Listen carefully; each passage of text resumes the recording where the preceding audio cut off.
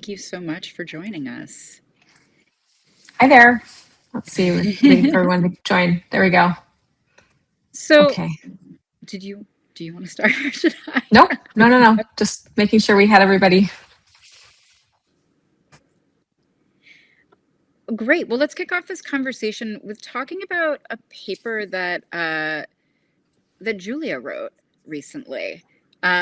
Really staggering statistic in that there was a 2025 analysis of U.S. hospitals found that 79% of AI models are offered by their EHR vendor compared with 59% that use AI models from third-party developers. That's really interesting. And I was wondering actually if we could just talk about that statistic first and sort of like the implications of that data.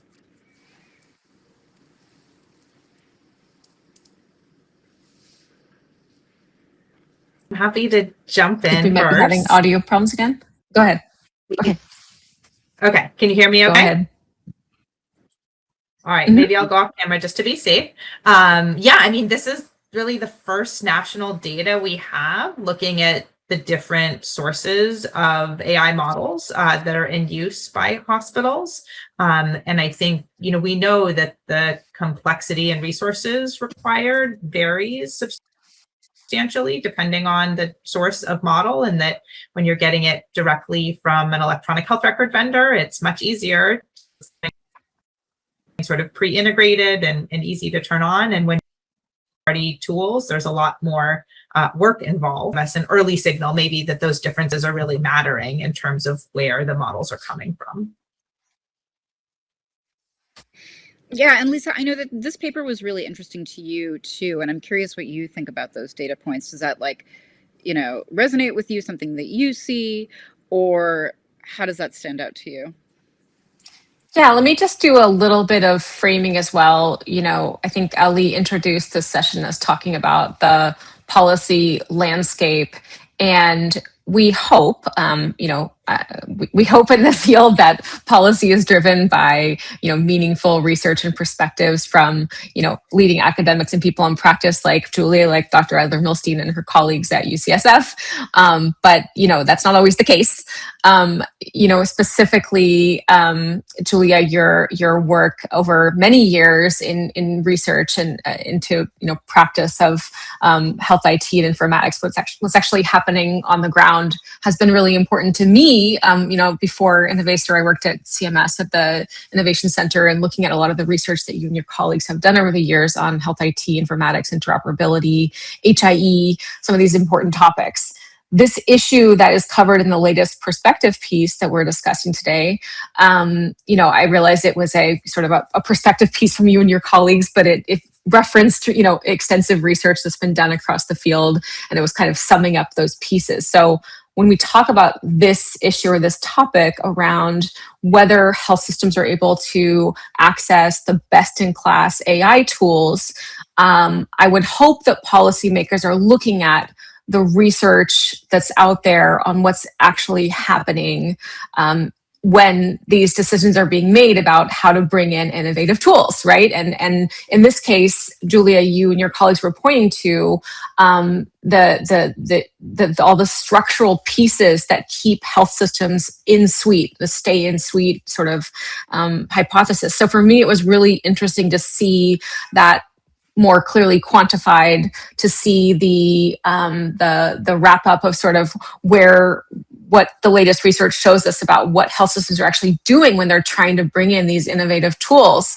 And, I think, again, just reiterating what you just said to start off, Ruth, and your initial response, Julia, is that, there's major structural issues that keep health systems locked in suite, and they are therefore not able to access, in all cases, the best tools, and they may not even know. That's kind of the takeaway. That's what I took from it. Is just like that's where we are at this moment in time. There are lots of important issues in health IT and interoperability policy when we talk about AI policy specifically, or autonomous health systems. I hope policymakers are looking at where we are today. That's what really caught my eye. Right. And part of the, conclusion of the paper too was that, operators are not necessarily choosing the best of what's out there. they're choosing what is the most accessible to them, which I think is a key takeaway. But I do want to talk also about the policy suggestions in the piece, which I thought were interesting, particularly because the Trump administration right now is focusing on one of the things that you called for in the paper, which was to accelerate the required adoption of standards-based application programming interfaces, which you said would provide more seamless access to EHR data for third parties. And so the Trump administration, through ONC and through CMS, is pushing for this shift from sort of certifying the EHR holistically to more API certification, right? And so, but I sort of want to talk about their approach versus what you, Julia, have envisioned as an approach. You know, can you talk about sort of like what's happening at the federal level versus sort of the approach that you would like to see, or is it very much in line with what you think would be helpful in terms of creating more competition in the market? Yeah, absolutely. I think that conceptually they are aligned. I think the challenge is sort of knowing how they're working in the real world. And there really always has been a gap between those two things. And what you hear from third-party vendors is that it can be hard to find the API. It can be hard to find a sandbox to work with the real-world data. And so it's sort of like there are all of these points of friction that exist, even when the policy, I think, is headed in the right direction. And so that's, I think we reference actually another set of data in the paper. We've done a survey of companies that try to integrate with EHRs to ask them about their experiences. What are the points of friction? And unfortunately, we're still seeing that they're fairly high. And I think the hard part is knowing why. Is that intentional efforts to make it hard?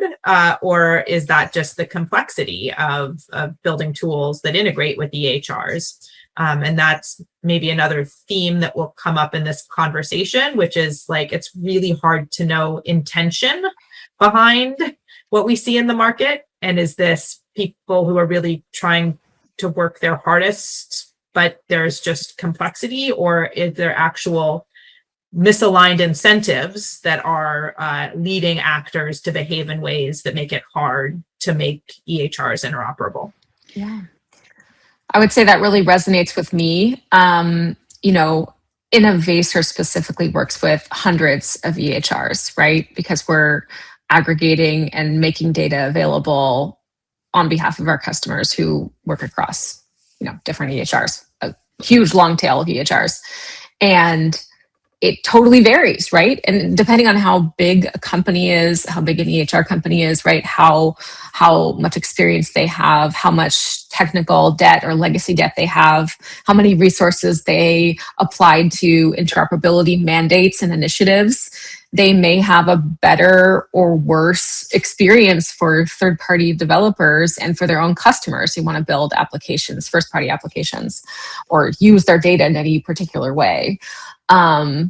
It totally varies. And performance is a really, really big issue as well. Maybe the endpoint is available, but it might just not perform well, right? It might have failures. It might not be available all the time. There might be some kind of issues like that. So there's just like the way the data are structured, the way it's made available, how obvious it is, and then just baseline performance. There was a lot of noise made over this, you know, concept of bulk FHIR to get sort of population level data that is super hard to access and not very performant, and may not be the right way is not the right way for massive volumes of data to be shared over a huge population. So just, you know, really varying experiences in the market from my colleagues and colleagues at other companies like ours who are trying to access data on behalf of their customers. And so digging down into this FHIR approach and sort of, you know, is there a timeline that would make this better? Like, should the timeline be accelerated? Is it that the available FHIR endpoints are they substantial enough? Like, what do you think would make this policy better? I guess is the bottom question. I can start. I think it's hard.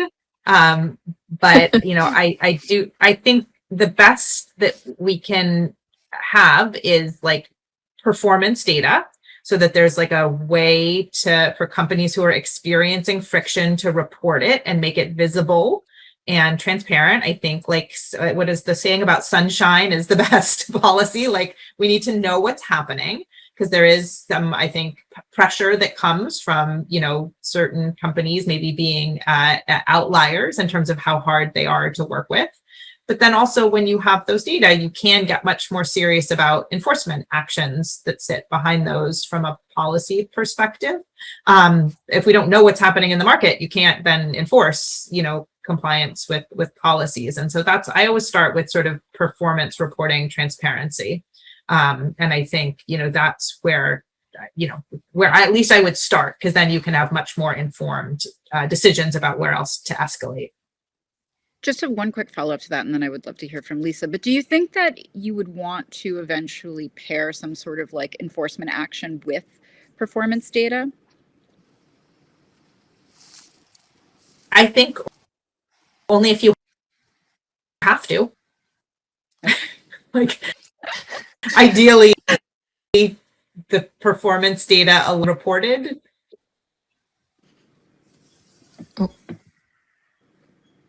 Sorry, it looks like you might have lost that thought, but I think like if you can avoid enforcement, that's the best. Okay. And so if the performance data alone, when publicly reported and visible, gets you there, then like that's the best case scenario. But if you need to turn to enforcement, then I think we should. This is important. Lisa, would you like to weigh in on sort of both whether there needs an acceleration of timeline, or if performance is the thing that we need to be following? What's sort of your perspective on it? Well, I would love to see any kind of enforcement for no information blocking rules, or something like performance of, FHIR APIs that are required by law and regulation. I don't think we've seen a lot of that. But I don't know, I just want the performance to improve. I guess I don't care. I agree as well. Like sunlight is the best disinfectant for pollen. Like let's have those things posted. But I think just doing that, like, anyone remember there was the CMS naughty list for various regulations? Like it didn't really make a big difference, right? Nobody, very few people went to that like naughty list and looked and saw and did something about it. So, or maybe they did, and I don't know, but I don't remember there being any meaningful outcome of just having the naughty list posted. So I guess if there is going to be some kind of transparency, it has to then be, or some kind of ranking of performance for performance data shared needs to be, paired with some kind of enforcement actions. I think we have a real gap there. One of the other things I wanted to ask about along the lines of these questions about APIs is, a big issue for vendors, and something that I hear a lot about in my reporting, is this issue of deep integration. So, I'm curious whether you think sort of improving, data flow over FHIR APIs will fix this, or if there needs to be another approach to solve the deep integration problem. And what I mean by that is just like, if a provider wants to be able to see the data in like one interface, right? They don't want to have to like go to a pop-up window, or like, go to another interface, or be dealing with multiple interfaces at once, or copy and paste data from one place to another, or whatever the case may be, right? Like however it ends up structurally working. And so, and I know that is currently working with certain EHR vendors, that can be like a real difficulty. And also why you saw the ascent of companies like Abridge, right? Because they did have that deep integration. And now there's sort of a question about, what that looks like going forward. And so I just would love both of you to speak to this issue of integration, and whether it can be solved with, focusing on an API policy, or if there needs to be another mechanism in there, either policy-wise or something else. And Julia, why don't you go first? Sounds good. I think there's different dimensions to deep integration. I think you're referencing just putting the data in the right place, which is one piece of it. Right. But there's also integration in terms of, I think that's what's hard, is that for some use cases like ambient scribe, the deep integration maybe is simpler. You just need to be able to have the different parts of the note show up in the right place. But I think for other AI use cases, getting the deep integration right is much harder, especially if it's a piece of data that needs to go multiple places in the EHR or be sequenced with some other type of data. And so I do think it's, for some use cases, the APIs will probably get us there. And for other use cases, I don't think that will be enough. Yeah. I would strongly agree. And it becomes really real when you look at specific use cases. So for example, in population health management generally, can call it value-based care if you want, you can call it, providers who are at risk for patient outcomes. The patient's data that matters very likely lives across multiple systems. Yes, Epic is a very large EHR, Cerner, Oracle Health. These are, all these different, they're large and they often cover a lot of data and a lot of patient encounters and tests and things like that. But they do not cover the entire relevant life cycle of patient data about people that crosses different systems. It might be physical therapy, it might be mental and behavioral health, it might be something about food insecurity or access to care outside of the traditional healthcare system. It might be patient generated data from our watches or whatever it is. The data lives in multiple places, and it's increasingly important when you're talking about these types of care delivery models like population health or care management or value-based care, that you're able to access and integrate those data from different places. And so then you're talking about, okay, the provider, the physician, the clinician in front of their one single UI. The idea that one company should be able to control the UI in all situations when the data is coming from different places and doing different things doesn't make sense to me. So I think it's a bit about like who is controlling that interface to the physician, to the clinician, to the frontline staff, and why it always has to be the same thing. Different types of care delivery mechanisms require different types of UIs. Why is the EHR more than just a fundamental system of record for a specific type of health data? With AI innovation, with AI-driven development, things can be customized more quickly and more dynamically. So just thinking about disconnecting that user interface or that single interface to the physician or provider or clinician or frontline staff from the systems of record, and then in the middle, some kind of context layer bringing it together. I think that's going to be increasingly relevant. But I totally understand and empathize as much as I can that a frontline physician or clinician does not want to be clicking through different screens, nor should they have to. Like, that is a thing we can hopefully all agree on, that we need to meet frontline clinicians and staff where they are and make it as simple as possible. And we have the tools and technology to do that now. Yes. I mean, I think that what I hear often is that even for health systems that are thinking about and or actively, using alternatives for that, I don't know what you would call it, but like their main interface, basically. However, the EHR is such a significant cost. I mean, that even Totally. players that are considering alternative options are still mostly playing in their EHR. And I do wonder about that barrier, like that's why, that stat that I mentioned at the top, like people are using those and I did a piece recently about a Bridges announcement, and, even customers there were saying, hey, we're with this and we love the progress that they're making. If a competitive product comes up from Epic, like, of course, we'll probably switch. Like, and so I just think, so I do wonder, like, is there a policy solution here, or is this entirely something that has to come from the market? And where does that decision emanate? And either of you can jump out. Yeah, great It's a great question. I mean, I think we all ideally would like it to come from the market, but I don't see that happening. And so I think that's where we put ourselves, is like, it's going to be really hard to develop a policy that fully solves this. But I think we at least need to move in that direction and continue to build on the policy framework and make incremental progress.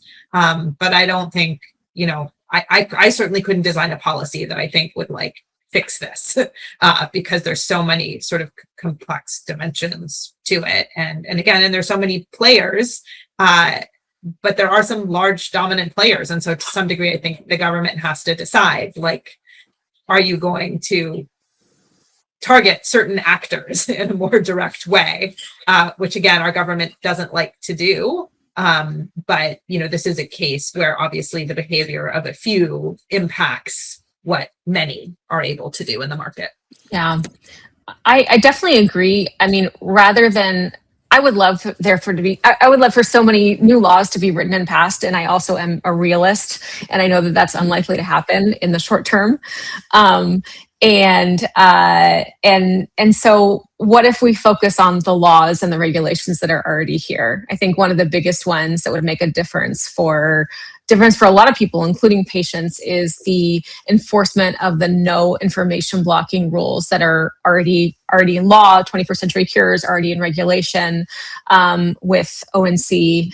And there are some pending regulations. One is called HTI 5, where they're looking to sort of narrow down, remove a couple of exceptions, target some language.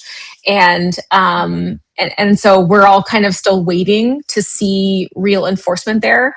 The state of play, and Julia, I'm interested if you've heard anything different, is that a number, thousands of information blocking complaints have been filed. Some of them, ONC and OIG and others, have to investigate them and understand whether they are legitimate and whether they align with what is written in regulation, what has been finalized in the civil money penalties rule. And so they have to go through that investigation process.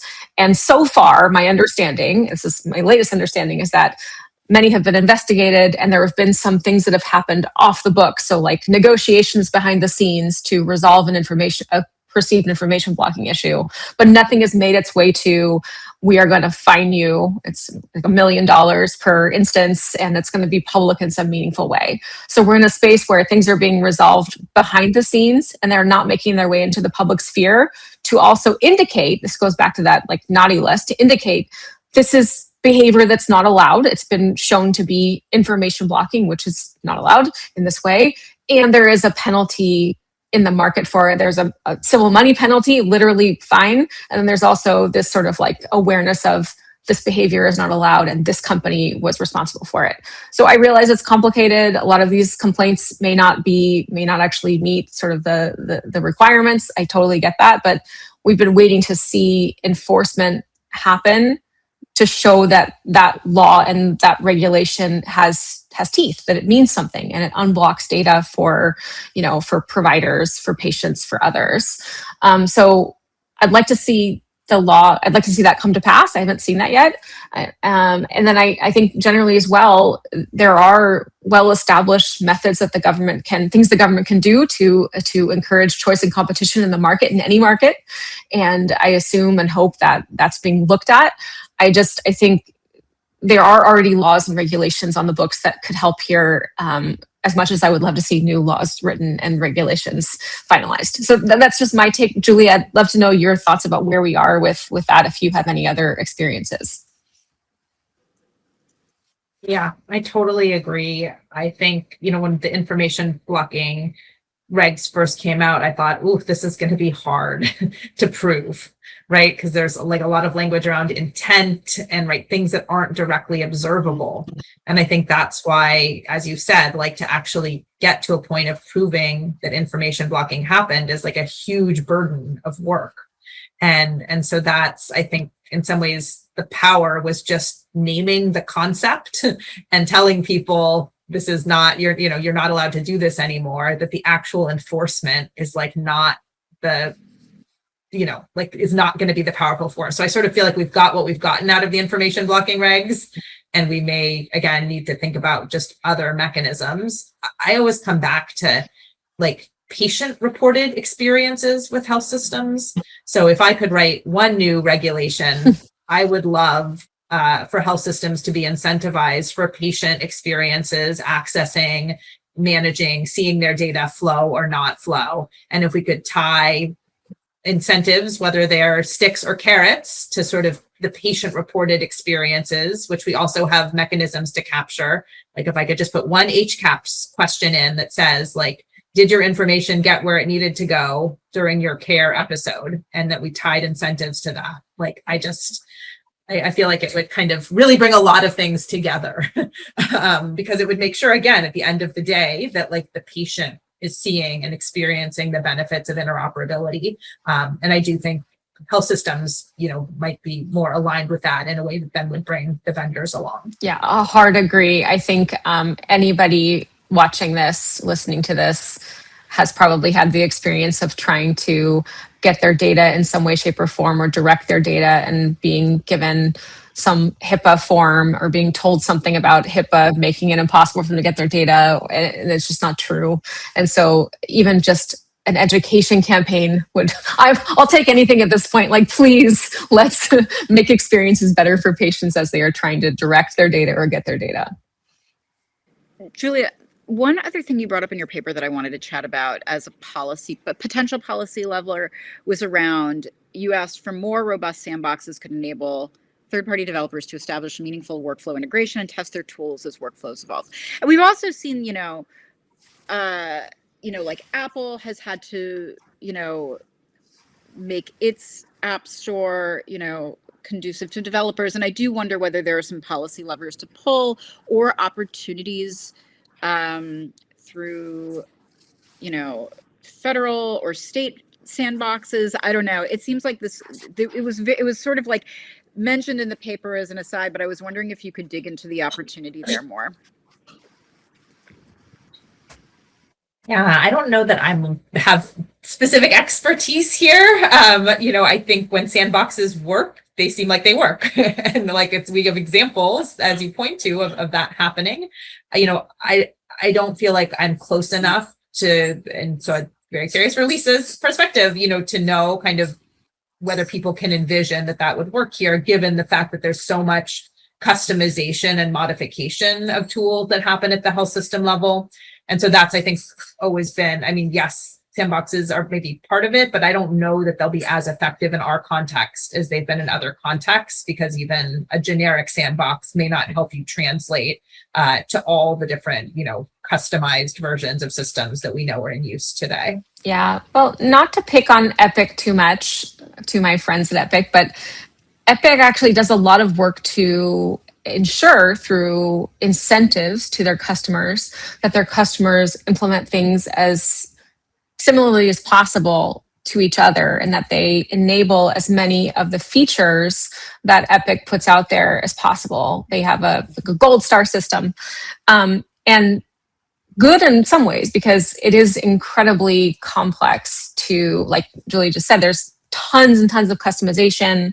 If data all are called different things, that makes it incredibly complex. That's a huge amount of the work, a bulk of the work of interoperability is being like, what do you call your stuff and what do we call our stuff? That's like the fundamental thing, is like mapping those pieces.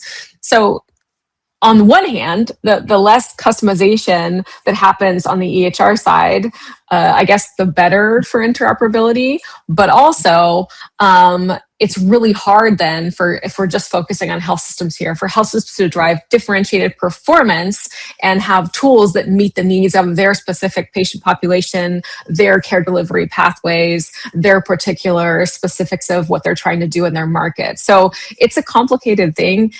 Sandboxes are exactly that same situation, right? A generic sandbox isn't really going to help you understand how to work with any particular individual health system customer in this case. Totally important. I wouldn't probably burn too many policy calories on it, because there are other ways that we can unblock data and unlock data for everybody in the system. So it's helpful. I'm sure if we're building something or developing an interface, we'd love to have that, but it's probably not going to solve the underlying issues. I just want to flag to our audience that we are going to be taking audience questions soon. So if you have burning questions, please drop them in the chat.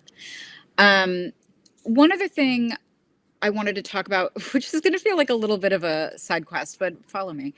In the paper, Julia, you were talking about how, and this is true, increased regulatory requirements will make it harder for smaller AI players. And I am curious, acknowledging that we are in a deregulatory moment right now, right?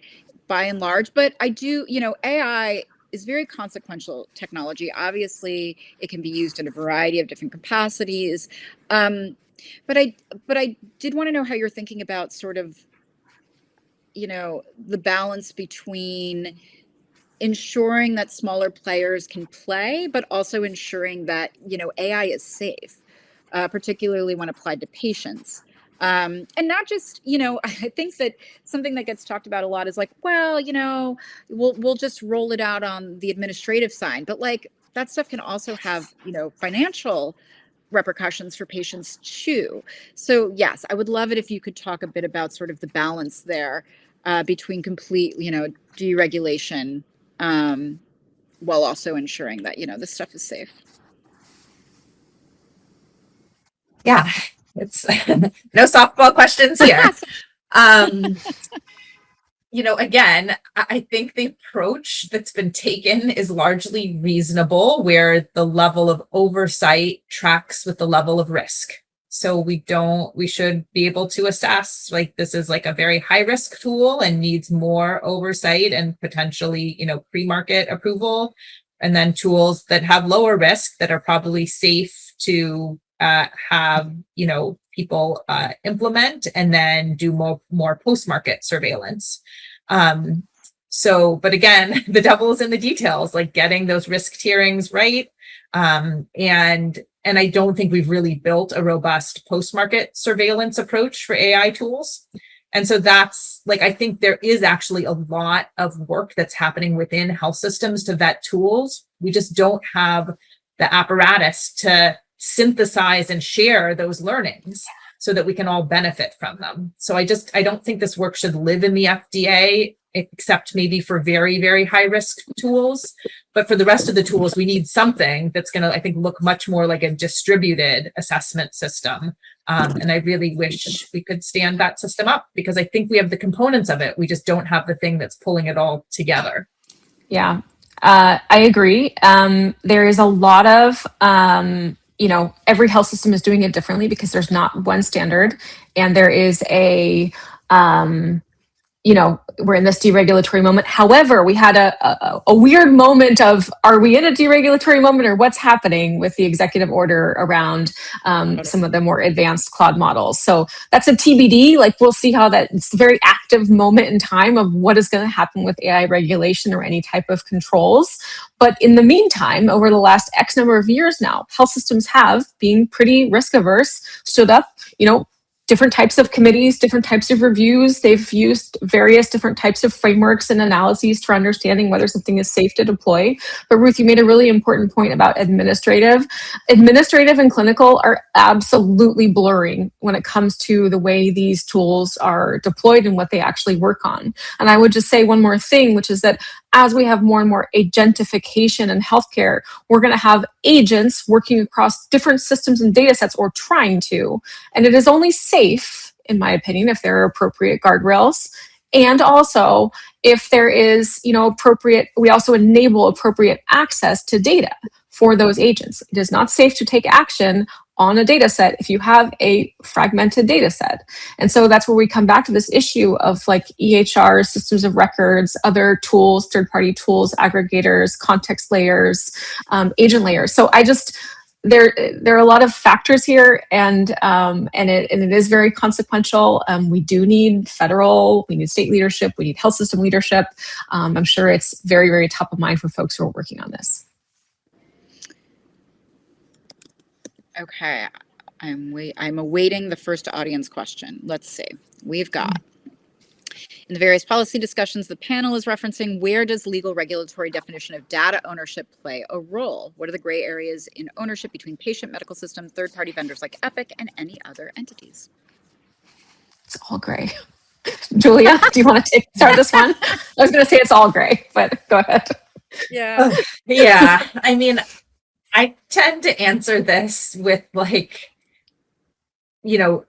ownership ends up feeling less important when there are all of these actors that have stewardship obligations, right? And so there are many entities that have to be stewards of data.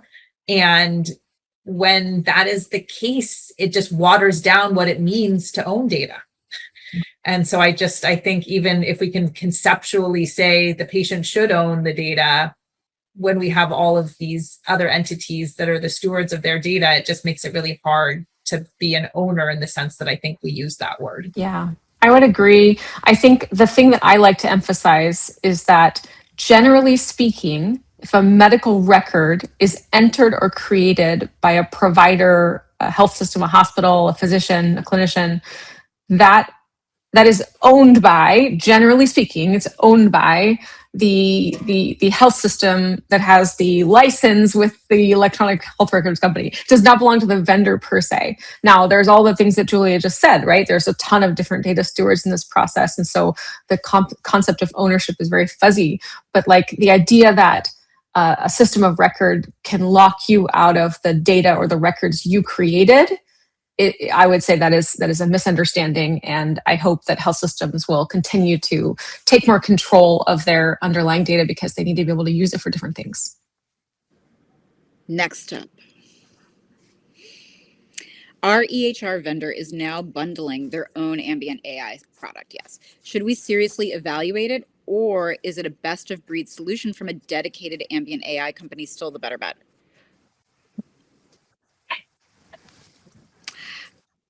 Well, I can start with this. I would just say I definitely think you should evaluate. You may still come out with the answer that the bundled solution is best, right? I think ambient AI specifically, just like pure play, like taking notes and creating, records or draft records, hopefully, because you still shouldn't just simply press accept, usually, I would imagine, is becoming, I would say, a bit more commoditized in the market, just that pure like functionality. But I would certainly hope that every health system is evaluating different solutions and not defaulting to the very, very first or the stay in suite solution. It is not guaranteed to be better, but it might be appropriate, right? It just depends on your situation. That's my take, Julia. Any advice for folks who are evaluating, I would say? Yeah, I mean, I think it like seriously evaluate. I don't know, like what that means. Like, would I evaluate it? Yes. Like I'd give it to a set of my super users and make sure they feel like it works well and doesn't seem dramatically different from what they've been using before. But like, do you need to do a serious large scale evaluation for a product that is commoditized? Probably not. Like that effort is probably better placed on evaluating another AI tool that is more, early stage or its performance is less well understood. All right. Well, I want to thank you both for joining me. If you sent a question in, I'm told that we will answer those questions over email. Thank you, Lisa. Thank you, Julia. It's been a great conversation, and I appreciate you inviting me here today. Thank you so much. Thanks, everybody. Thank you. Bye. Bye.